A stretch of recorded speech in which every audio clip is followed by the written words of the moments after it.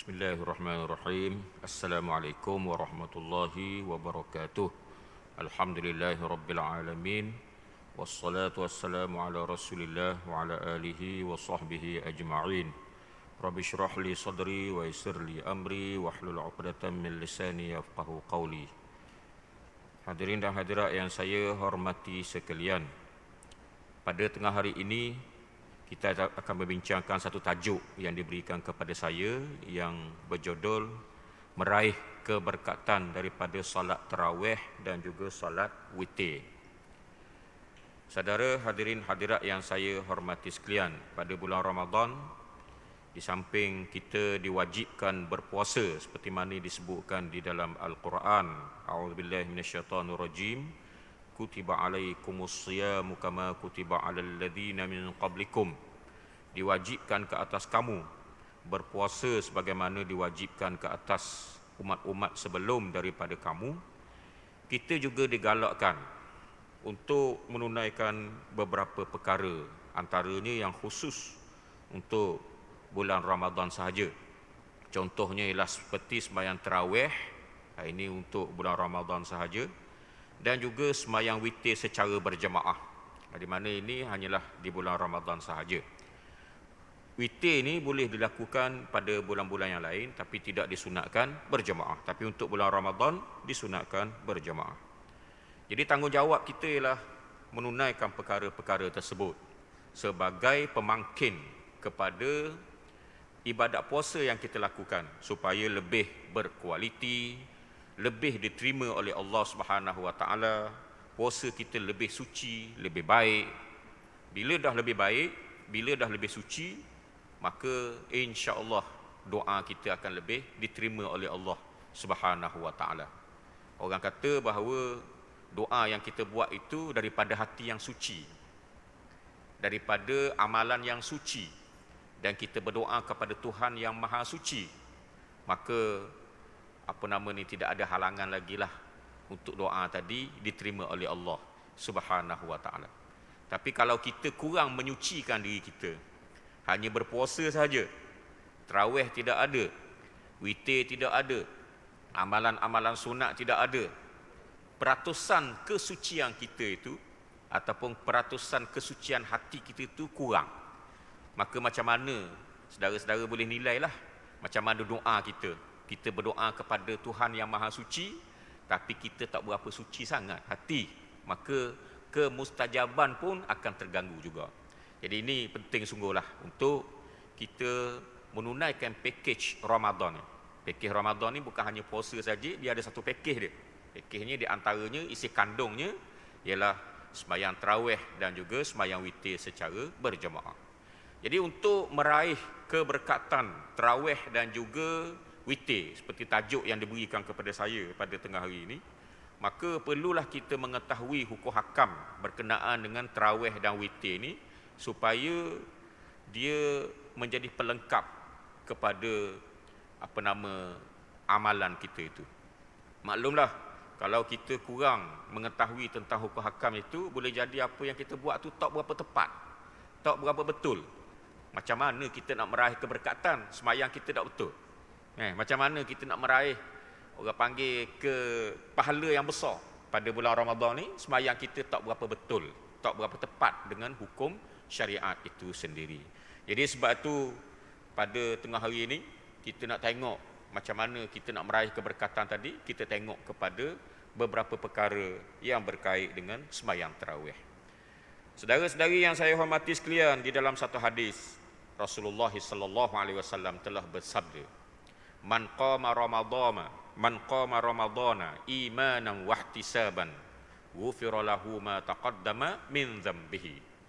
Sesiapa yang menghidupkan malam-malam Ramadan, hari-hari Ramadan, maka Allah Ta'ala akan mengampunkan dosanya yang lepas-lepas, dan perbuatan yang dibuat itu berdasarkan kepada imanan wa ihtisaban, kerana keimanan dan juga untuk meraih pahala daripada Allah Subhanahu Wa Taala. Berkata Imam Khatib Asy-Syarbini, dia mengatakan bahawa yang dikatakan qama Ramadan, mendirikan Ramadan, itu ialah sembahyang tarawih. Disebut tu terang gitu, sembahyang tarawih. Itulah.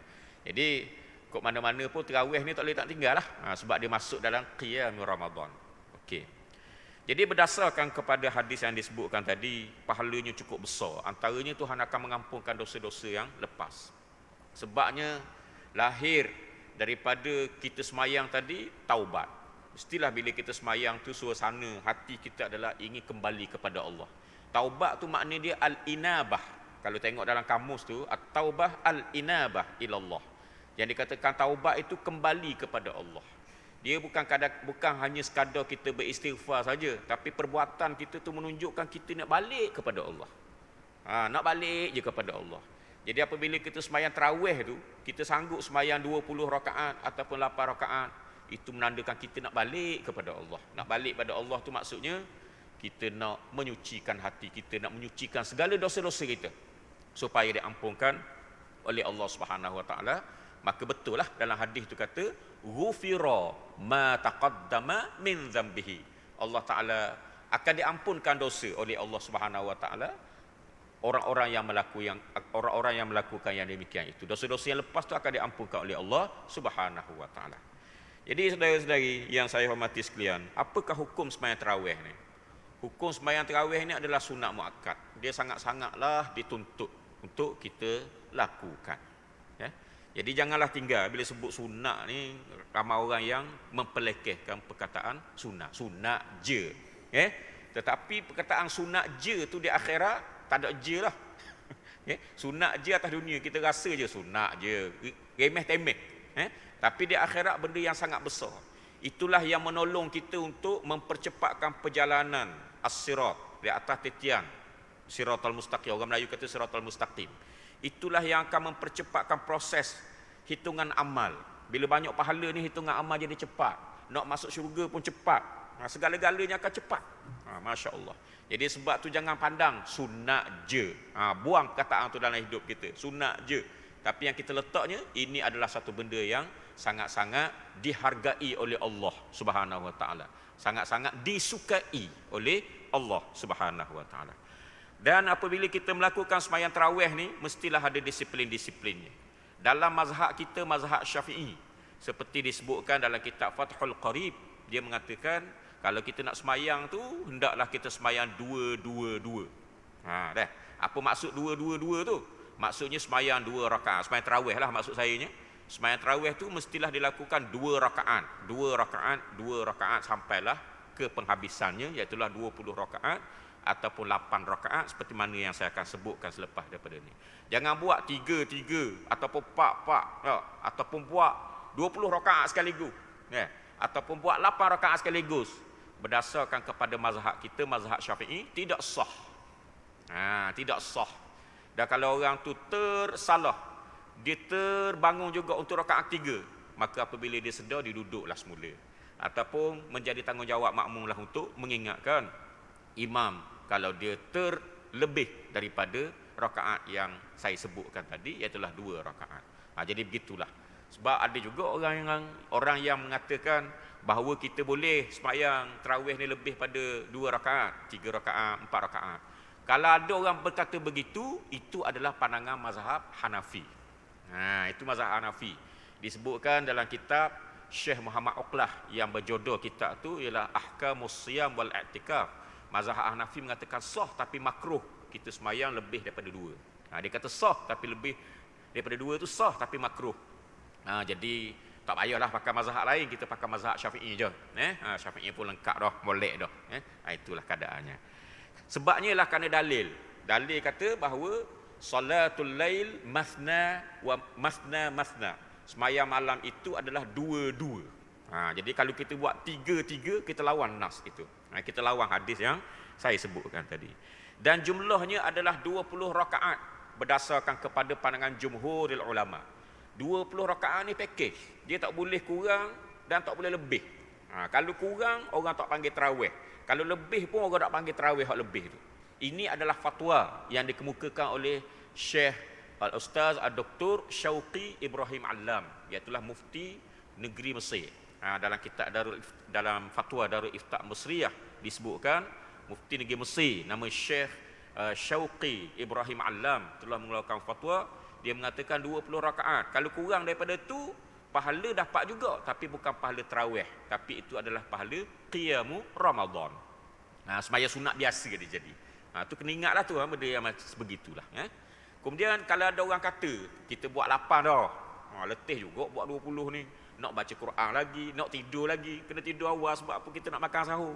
Kemudian pihak muslimat pula nak tidur awal juga, pukul 2 nak bangun dah, nak masak.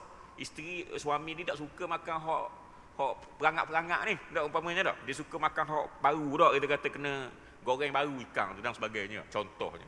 Maka nak tidur awal dah, nak sembahyang 20 hari. Tok imam pula lambat pula, tak, kita kata macam-macam lah. Maka di sana ada pandangan kata 8. Pandangan ni disebutkan dalam kitab Al-Mawsu'ah Al-Fiqhiyah, iaitulah pandangan Syekh Kamal Ibnu Hammam. Ini pandangan kata 8. Dia kata 8 rakaat itu adalah masnun, sunat, dan lebih daripada 8, iaitulah 20, maknanya 12 lagi, itu adalah mustahab. Itu disebutnya. Yang dikatakan masnun tu hak Nabi buat. Masnun tu maknanya sunat, hak Nabi buat. Yang dikatakan mustahab yang 12 lagi tu hak sahabat buat. Jadi dua-dua sunat, tapi sunat tu tidaklah setaraf. Sunat hak Nabi buat ni lebih tinggi lagi nilai dia daripada sunat hak sahabat buat. Jadi sebab tu dia sebut 8 rakaat itu adalah masnun, adalah yang Nabi buat. Maka 8 rakaat itu adalah sabit. Jadi barang siapa yang buat 8 pun betul jugalah, adalah pandangan ulama kata begitu. Tapi jangan kurang daripada 8. Kalau kurang daripada 8, seorang ulama yang bernama Syekh Dr. Ahmad Hussein daripada Universiti Azhar, dia telah mengeluarkan fatwa, kalau kurang daripada 8, orang tak panggil tarawih juga. Dia panggil sembahyang sunat biasa je, bukan tak sah ni. Jangan kata tak sah, jangan kata gitu, orang sembahyang lengoh-lengoh kita kata tak sah, berat kita dah. Kita kata sah, tapi dapatlah pahala sembahyang sunat biasa. Ada pula orang kata bahawa sembahyang tarawih ni kok pandai kita lah, nak buat 2 ke, nak buat 4 ke, nak buat berapa lagi, nak buat 6 ke, nak buat 8, kok pandai kita lah. Itu adalah pandangan yang dinukilkan daripada Imam As-Sayuti, disebutkan dalam kitab Al-Mawsu'ah Al-Fiqhiyah, pandangan Imam As-Sayuti. Jadi kalau kita pakai pandangan tu, dia jadi kita pandang remeh pula sembahyang tarawih. Setengah masjid dia sembahyang tarawih 2 rakaat aje masjid tu. Masjid tu 4 rakaat aje. Masjid tu 8 rakaat, dia jadi gitu pula. Tidak stabil, tidak ada kestabilan dalam bilangan tu. Sedangkan kita nak juga ada perjuangan, nak juga 8 tu satu perjuangan. Kita beri masa untuk Allah lebih sikit, ataupun 20 kita beri masa lebih kepada Allah. Jadi pandangan yang berdominannya adalah 20 ataupun 8. Mana-manalah kemampuan yang ada pada kita semua. Okey, kita kena ikut apa yang diarahkan oleh pihak jabat agama. Kalau pihak jabat agama, saya pun tak pasti sangat tahu ni macam mana. Tapi biasanya pejabat agama dia akan dia anjurkan supaya kita sembahyang 20 rakaat. Jadi kita ikutlah. Tapi kadang-kadang kita tak mampu. Bila kita tak mampu, kita buatlah 8. Janganlah buat 2 pula tadi dah. Pakai pandangan Imam Sayuti tu dah boleh juga. Tapi biarlah kita beri masa lebih sikit kepada Allah Subhanahu Wa Taala. Kita gunakan untuk beristighfar, berselawat dan sebagainya dalam ketika kita melakukan sembahyang tarawih tengah-tengah tu dan sebagainya. Itulah. Jadi 8 ataupun 20. Seboleh-bolehnya buat 20. Tapi oleh kerana takut kejutan budaya. Faham tak kejutan budaya? Kejutan budaya ni maksud saya ni ialah tak pernah mari masjid sebelum Ramadan, tak pernah sembahyang Jumaat sebelum Ramadan, tak pernah sembahyang sunat sebelum Ramadan. Tiba-tiba malam pertama 20. Tu KO tu. Hak tu yang jadi down terus. Macam mana? Malam pertama okeylah, malam kedua okeylah, malam ketiga malah dah, pergi Maiding lah, pergi Giant lah, pergi macam-macam tempat dah. Sebab apa? Lengoh buat 20. Dah jadi gitu. Jadi supaya tidak berlaku kejutan budaya, kita buat 8 dulu. Mula-mula ni 8 dulu. Lepas tu meningkat. 10 malam terakhir tu 20 rakaat kita buat. Itu cara dia yang saya cadangkan. Kemudian macam mana pula dengan kita buat selawat? Ada orang kata kita buat selawat dalam sembahyang tarawih tengah-tengah tu. Tengah-tengah kita berselawat, Allahumma salli ala Muhammad sallallahu alaihi. Tok Bilal duk kata Allahumma salli ala Muhammad, kemudian makmum ramai-ramai kata sallallahu alaihi. Apa hukum selawat? Jawab dia, selawat ni sunat sentiasa. Bila masa sahaja kita buat, tanpa terikat dengan masa, kecuali masa buang air. Tu tak boleh lah nak selawat. Tak ada masa lain tak kita kata dah. Masa buang air itulah nak berselawatnya. Kalau masa lain dah ingat ke Nabi. Masa tandah ingat ke Nabi. Tak boleh lah. Jadi kita berselawat bila-bila masa je. Okey. Nak dikaitkan dengan Ramadan ni macam mana? Ada seorang ulama nama dia Syekh Atiyah Saqar. Syekh Atiyah Saqar dalam kitab dia Ahsanul Kalam. Dalam kitab tu dia mengatakan bahawa kalau kita kaitkan selawat itu dengan perbuatan sembahyang tarawih, tak ada masalah. Sebab apa? Sifat selawat itu adalah bila-bila masa. Bila-bila masa umum. Kok pandailah kita nak buat masa mana pun. Kok pandai kita. Bila sebut kok pandai kita, dah kita nak buat masa tengah-tengah tarawih pun tak ada masalah. Jadi janganlah mudah sangat kita kata berselawat ketika tengah-tengah sembahyang tarawih 4 rakaat itu ataupun 2 rakaat itu adalah merupakan salah satu benda yang bid'ah. Macam mana bid'ahnya? Sebab dalam Quran kata, ya ayyuhalladzina amanu sallu alaihi wasallimu taslima. Wahai orang-orang yang beriman, berselawatlah kamu kepada Nabi dan ucap salamlah kamu kepada Nabi dengan sesungguh-sungguhnya. Jadi teruskan. Teruskan. Kalau orang tanya saya sokong 100% buat selawat. Saya tak ada kuasa, hanya sebagai seorang ustaz biasalah. Sebagai seorang ustaz biasa, saya sokonglah benda-benda yang sebegitu selawat kepada Rasulullah SAW. Dalam keadaan kita tidak beriktikad, Nabi buat. Jangan kita iktikad pula. Jangan kita kata Nabi ni dia memang berselawat lepas pada tarawih 2 rakaat, 4 rakaat dia selawat. Jangan kita kata begitu. Nabi tak buat macam tu. Tetapi nas umum. Bila nas umum kita boleh buat, kita dapat pahala. Kita boleh buat, kita dapat pahala dan tidak ada gangguan terhadap hukum syarak itu sendiri. Hukum dia adalah harus, bahkan kita dapat meraih pahala yang sebanyak-banyaknya apabila kita berselawat kepada Nabi Muhammad sallallahu alaihi wasallam. Jadi itulah sedikit sebanyak berkenaan dengan sembahyang tarawih. Kalau kita ikut cara betul sembahyang tarawih ni, insya-Allah maka kita akan dapat meraih keberkatan sebagaimana yang diberikan tajuk kepada saya pada tengah hari ini. Kemudian kita pergi kepada nombor 2. Nombor 2 inilah sembahyang witir. Sembahyang witir ni saudara-saudari, dia bukan untuk bulan Ramadan sahaja seperti yang saya sebutkan tadi. Dia khusus untuk bulan Ramadan, iaitu kita disunatkan berjamaah. Berjamaah. Sembahyang witir ni sangat-sangat ditekankan. Sehingga sebahagian, bahkan kebanyakan ulama memasukkan sembahyang witir ni sebagai sembahyang sunat ratibah, sebagai sembahyang sunat yang mengiringi sembahyang isyak. Tetapi Imam Ramli dalam kitab Nihayatul Muhtaj mengatakan bahawa sembahyang witir ni suku, dia bukan sembahyang sunat ratibah, bukan sembahyang sunat rawatib.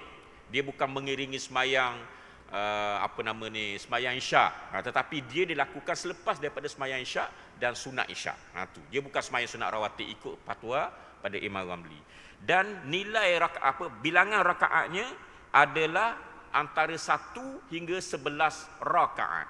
Itu yang termaktub di dalam kitab-kitab fiqh. Dan ada sebahagian ulama Syafi'i mengatakan 13 paling banyak. Dinukilkan dalam kitab Matla'il Badrin. Disebutkan begitu. Tapi yang paling masyhur sekali lah di antara 1 hingga 11 rakaat. Man ahabba an yaf'alal witr bi khamsatin.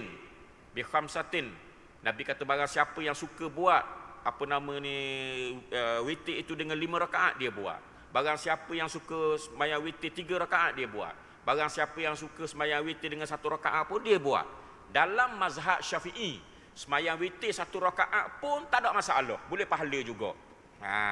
Tetapi 3 mazhab lain mengatakan kalau kita sembahyang witir 1 rakaat adalah makruh. Sebab apa? Yang sempurnanya adalah 3 rakaat. Walaupun sah 1 rakaat, tapi yang sempurnanya adalah 3 rakaat. Jadi kita pakai mazhab Syafi'i lah, yang paling mudah sekali. Serakaat pun boleh pahala dah. Masya-Allah. Mudahnya mazhab kita mazhab Syafi'i. Itulah sembahyang witir saudara-saudari. Dan sembahyang witir ni telah diulas oleh sahibul fadilah, iaitu mufti negeri Brunei Darussalam, berkenaan dengan kaifiat dia dengan panjang lebarnya berdasarkan kepada kitab-kitab ni, berdasarkan pada kitab-kitab fiqh Syafi'i dalam kitab Irsyad Fatawa dia. Kita tengok situ bahawa sembahyang witir ni paling sikit 1 dan paling banyak 11, dan kita boleh buat yang terbaiknya kita pecah-pecahkan 2, maksudnya 2 tu 1 salam, 2 rakaat 1 salam. Yang last sekali kita sembahyang 1 rakaat. Kemudian kita boleh buat sekaligus, boleh buat. Umpamanya ada orang tu dia nelang sikit. Dia nak buat 11 rakaat sekaligus terus je 11 rakaat. Boleh, tak ada masalah. Sah sembahyang tersebut tetapi yang terbaiknya pecahkan dua, dan last sekali adalah satu. Begitu. Dan untuk bulan Ramadan, biasanya kalau kita semayang berjemaah di masjid, semayang witir, dia akan semayang dengan 3 rakaat. 3 rakaat. Jadi 3 rakaat tu macam mana? Yang terbaiknya ikut fatwa daripada Mufti Brunei-nya adalah 2 rakaat kemudian 1 rakaat. Jangan buat 3 sekaligus. Kalau buat 3 sekaligus pun tak ada masalah. Sah. Semayang witir itu adalah sah. Dan kalau siapa-siapa yang buat 3 rakaat sekaligus, adakah dia kena baca tahiyat awal? Ikut pandai boleh belaka. Boleh belaka. Nak baca tahiyat awal pun boleh, tak mau baca pun tak ada masalah. Itulah yang disebutkan dalam fatwa. Dan saya tengok Imam Ar-Ruyani, bukan Rauyani, Ruyani mengatakan lebih baik jangan baca tahiyat awal. Kalau kita buat sekaligus tu jangan baca tahiyat awal. Ni biasanya masyarakat kita tak buat sekaligus. Masyarakat kita buat pecah-pecah dah. Ni saya nak sebut lah. Adalah orang tu saya nak buat semayang witir 3 rakaat sekaligus. Nak jimatkan masa. Jimat masa dalam 10 saat je padahal. Dah, pisahkan sikit je bezanya. Nak jimat masa kau ada ya. Hak dia. Ukur syarat kata lulus, luluslah. Lulus lalu. Begitu. Jadi saya nak sebutkan bahawa kalau orang tu nak semayang 3 rakaat sekaligus, adakah dia nak perlu semayang, perlu tasyahud awal, tahiyat awal tu untuk 2 rakaat tu sebelum dia naik pada rakaat ketiga? Itu saya sebut tadi. Ada, boleh belaka, kau pandai. Kalau ikut Imam Ruyani, dia pilih lebih baik jangan ada tahiyat awal supaya jangan menyerupai semayang maghrib. Begitu.